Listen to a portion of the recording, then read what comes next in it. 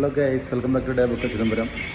ഇന്നത്തെ ഒരു വീഡിയോ എന്ന് പറയുന്നത് വളരെ ഒരു ക്രൈസിസ് ആയ ഒരു സിറ്റുവേഷൻ ഞാൻ അനുഭവിക്കുന്നു. അപ്പോൾ അത് നിങ്ങളായിട്ടൊന്ന് ഷെയർ ചെയ്യണമെന്ന് എനിക്ക് തോന്നി. ഞാൻ വർക്ക് ചെയ്യുന്ന ബാങ്കിൽ ചെറിയൊരു ഇഷ്യൂ ഉണ്ടായപ്പോൾ അവിടെ കുറേ ഡെപ്പോസിറ്റേഴ്സ് വന്നിട്ട് പെട്ടെന്ന് ഫണ്ട് ട്രേസ് ചെയ്ത് മാറ്റുകയാണ്. അതിൻ്റെ യഥാർത്ഥ റീസൺ എന്താണെന്ന് അവർക്ക് ശ്രദ്ധിക്കുന്നില്ല, അവർ പറയുന്നില്ല. അപ്പോൾ അത് എന്താണെന്ന് ഞങ്ങൾ നിങ്ങളിലേക്ക് എത്തിക്കാൻ വേണ്ടിയിട്ട് നമ്മളെ ബാങ്കിലെ മുതിർന്ന ജീവനക്കാർ ഒരു വിവരണം നിങ്ങൾക്ക് തരാൻ വേണ്ടി പോവുകയാണ്. അതെന്താ നിങ്ങൾ കേട്ട് കഴിയുമ്പോൾ നിങ്ങൾക്ക് കറക്റ്റായിട്ട് മനസ്സിലാവും ഇവിടെ സംഭവിച്ച കാര്യങ്ങൾ എന്താണെന്ന്. നമുക്ക് നേരെ വീഡിയോയിലേക്ക് പോകാം. നമസ്കാരം. കാരശ്ശേരി ബാങ്കിനെ പറ്റി കഴിഞ്ഞ കുറച്ച് ദിവസങ്ങളിലായി സമൂഹ മാധ്യമങ്ങളിലും പത്രമാധ്യമങ്ങളിലും പലതരം വാർത്തകൾ പ്രചരിക്കുന്നുണ്ട്. അപ്പം അതിനെപ്പറ്റി ബാങ്കിൻ്റെ ഔദ്യോഗികമായ വിശദീകരണം നടത്താൻ വേണ്ടിയിട്ടാണ് ഇന്നിവിടെ ഇരിക്കുന്നത്. കൂടെ ഉള്ളത് general manager Shri Dhaneesh, deputy general manager Denny Antony, IT വിഭാഗം മേധാവി ശ്രീ മുബഷിർ അലി തായർ, ഞാൻ ഇന്റേണൽ ഓഡിറ്റർ ആസിഫ്.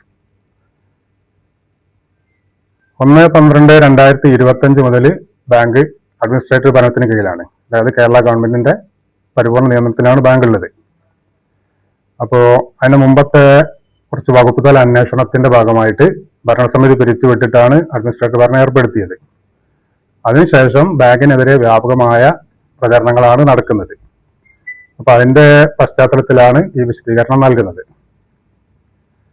പുതിയ അംഗങ്ങളെ ചേർത്തു എന്നുള്ളതാണ്, അംഗങ്ങളെ ചേർത്ത രീതിയാണ് പ്രധാന ആരോപണം വരുന്നത്.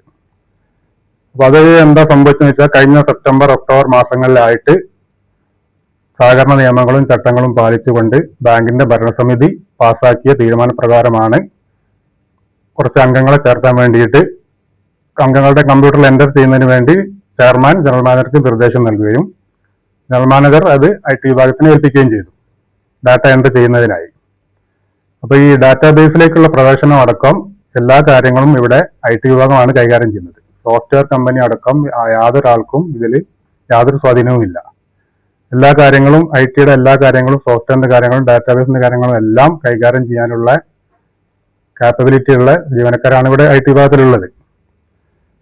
100% കാര്യങ്ങളും അവർ തന്നെയാണ് ചെയ്യുന്നത്. അപ്പൊ ജീവനക്കാരുടെ അറിവോ സമ്മതമോ കൂടാതെ അവരുടെ യൂസർ ID മറ്റൊരാൾക്ക് ഉപയോഗിക്കാൻ കഴിഞ്ഞു എന്നാണ് ഈ ആരോപണം. അതങ്ങനെയല്ല എന്നുള്ളത് പറയാൻ വേണ്ടിയിട്ടാണ് നമ്മൾ ഇങ്ങനെ ചെയ്യുന്നത്. കാരണം 100% സെക്യൂർഡ് ആയിട്ടുള്ള ഒരു സോഫ്റ്റ്വെയറും ഒരു ഡാറ്റാബേസുമാണ് ഇവിടെ ഉള്ളത്. നമ്മൾ സെർവർ എല്ലാം ക്ലൗഡിലാണ്. ലോകത്ത് തന്നെ ഏറ്റവും സേഫ്റ്റി ഉള്ള സെർവർ മൈക്രോസോഫ്റ്റിന്റെ ക്ലൗഡിലാണ് സെർവർ ഉള്ളത്. ഡാറ്റാബേസ് അതിലാണുള്ളത്.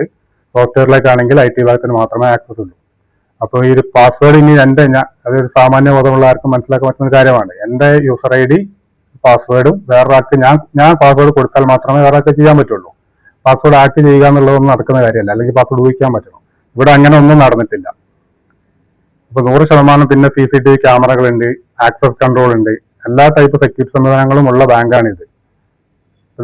സംസ്ഥാന തലത്തിലും ദേശീയ തലത്തിലും തന്നെ ഇതിനൊക്കെ ഒരുപാട് അവാർഡുകളും വാങ്ങിക്കൂട്ടിയ ബാങ്കാണ്. അപ്പോൾ ഇത്രയും സംവിധാനങ്ങളുള്ള ബാങ്കിൽ പാസ്വേഡ് ആക്ട് ചെയ്തു എന്ന ആ ആരോപണം പൂർണ്ണമായും തെറ്റാണ്. അത് ബാങ്കിനെ അപകീർത്തിപ്പെടുത്താൻ വേണ്ടി മാത്രമുള്ളതാണെന്നാണ് പറയാനുള്ളത്. പക്ഷെ ഇങ്ങനെയുള്ള ആരോപണങ്ങളാണ് മാധ്യമങ്ങൾ വഴി പൊതുവെ പ്രചരിക്കുന്നത്. അത് പൊതുജനത്തിനും ഇടപാടുകാർക്കും എല്ലാം വളരെ ബുദ്ധിമുട്ടുണ്ടാക്കുന്നുണ്ട്. അപ്പൊ അത്തരം സാഹചര്യത്തിൽ ബാങ്കിന്റെ ഭാഗത്തു നിന്നുള്ള വിശദീകരണം നൽകാൻ വേണ്ടിയിട്ടാണ് നമ്മൾ ഇവിടെ ഇരിക്കുന്നത്. ഇപ്പൊ ഇത്തരം വ്യാജ പ്രചരണങ്ങൾ വീണു പോകരുതെന്നാണ് സമൂഹത്തിനോട് പൊതുവെയും ഈ ഇടപാടുകൾ പ്രത്യേകിച്ചും പറയാനുള്ളത്. പിന്നെ അത് പറഞ്ഞത് ബാങ്കിന്റെ IT സുരക്ഷയെ പറ്റിയാണ് പറഞ്ഞത്. പിന്നെ സാമ്പത്തിക സുരക്ഷ എന്നുള്ളത് എല്ലാവർക്കും അറിയാവുന്ന കാര്യമാണ്. കേരളത്തിലെ തന്നെ ആദ്യത്തെ 5-10 ബാങ്കുകൾ സഹകരണ ബാങ്ക് എടുത്തു കഴിഞ്ഞാൽ ഏറ്റവും സാമ്പത്തിക ഭദ്രതയുള്ള ബാങ്കാണ് കാരശ്ശേരി ബാങ്ക്. ഇതെല്ലാവർക്കും അറിയാവുന്നതാണ്, ബാങ്കിന്റെ ആസ്തിയൊക്കെ. അപ്പൊ അതിലും ഒന്നും പേടിക്കേണ്ട കാര്യമില്ല.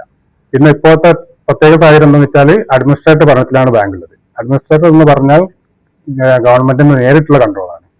അപ്പൊ ബാങ്കിന്റെ ദൈനംദിന പ്രവർത്തനങ്ങളെ ഒരു വിധത്തിലും ബാധിക്കാതെ നോക്കുക എന്നുള്ളതാണ് അവർക്ക് ഫസ്റ്റ് മുൻഗണന അവർ നൽകുന്നത്. അപ്പൊ ഇത്തരം സാഹചര്യത്തിൽ സമൂഹ മാധ്യമങ്ങളിൽ നടക്കുന്ന പ്രചരണങ്ങൾ വിശ്വസിച്ച് ആരും ആശങ്കപ്പെടേണ്ട എന്നുള്ളതും, ബാങ്കിലുള്ള നിക്ഷേപകരും എല്ലാ ഇടപാടുകാരും സാധാരണ ചെയ്യുന്ന ഇടപാടുകൾ അതേപോലെ തന്നെ കണ്ടിന്യൂ ചെയ്യും എന്നുള്ളതാണ് നമുക്ക് പറയാനുള്ളത്. നിങ്ങൾ ഈ ജീവനക്കാര് പരാതി കൊടുത്തു എന്നുള്ളൊരു ഇതുണ്ടായിരുന്നു. പിന്നെ അങ്ങനെ ഒരു പോലീസ് പരാതി കൊടുത്തു, അങ്ങനെ സംഭവം. അത് ഇതിനെതിരെ ആരോപണം വന്ന സമയത്ത് നമ്മളെ ജീവനക്കാർക്ക് ചെറിയ ആശയക്കുഴപ്പം ഉണ്ടായത് അവർ ഇന്റേണൽ ജനറൽമാർക്ക് നൽകിയൊരു പരാതി തിരുത്തിയിട്ട് അത് പോലീസ് കംപ്ലൈന്റ് ആക്കിയിട്ട് കാണിക്കുകയാണ് ചെയ്തത്. അത് പോലീസ് ആ സമയത്ത് തന്നെ അന്വേഷണം നടത്തി പ്രാഥമിക അന്വേഷണം തന്നെ അത് തള്ളിക്കളയും ചെയ്തിട്ടുണ്ട്. അതൊന്നും ഇപ്പം നിലവിലില്ല. അതൊക്കെ ആശങ്ക ഉണ്ടാക്കാൻ വേണ്ടിയിട്ട് അത് ഇങ്ങനെ ഫോക്കസ് ചെയ്തിട്ട് ആരോപണങ്ങൾ ഉന്നയിച്ചതാണ്. അതാണ് ജനങ്ങൾ ഇങ്ങനെ ആശങ്ക കൂടുതൽ. ജനങ്ങളുടെ ആശങ്കയ്ക്ക് പ്രധാന കാരണം അതാണെന്നാണ് ഞങ്ങൾ മനസ്സിലാക്കുന്നത്. അപ്പൊ അത് 100% തെറ്റാണെന്ന് പറയാനാണ് ഞങ്ങൾ ഇപ്പോൾ 100% ആത്മവിശ്വാസത്തോടെ പറയാൻ പറ്റും. സാധാരണ രീതിയിലുള്ള എല്ലാ ദൈനംദിന പ്രവർത്തനങ്ങളും ഇപ്പോൾ നടക്കുന്നുണ്ട്. ജനങ്ങൾ ഇങ്ങനെ പാനിക്കായിട്ട് പരിഭ്രാന്തരായിട്ട് ഓടി വരേണ്ട കാര്യമൊന്നുമില്ല. എല്ലാവരുടെയും നിക്ഷേപത്തോട് സുരക്ഷിതമാണ്. പ്രത്യേകിച്ചും അഡ്മിനിസ്ട്രേറ്റീവ് ഭരണത്തിലായതുകൊണ്ട് ഇപ്പം ഗവൺമെന്റ് നേരിട്ടുള്ള കൺട്രോളാണ്. അപ്പോൾ ഗൈസ്, യഥാർത്ഥ പിക്ചർ എന്താണെന്ന് ഇപ്പോൾ എല്ലാവർക്കും മനസ്സിലായി കാണുമല്ലോ. അപ്പോൾ നമ്മൾ അതിനനുസരിച്ച് പ്രവർത്തിക്കുക. കാരശ്ശേരി ബാങ്ക് എന്നും നിങ്ങളുടെ കൂടെയുണ്ട്. അപ്പോൾ എല്ലാവർക്കും കൂടി ബൈ ബൈ.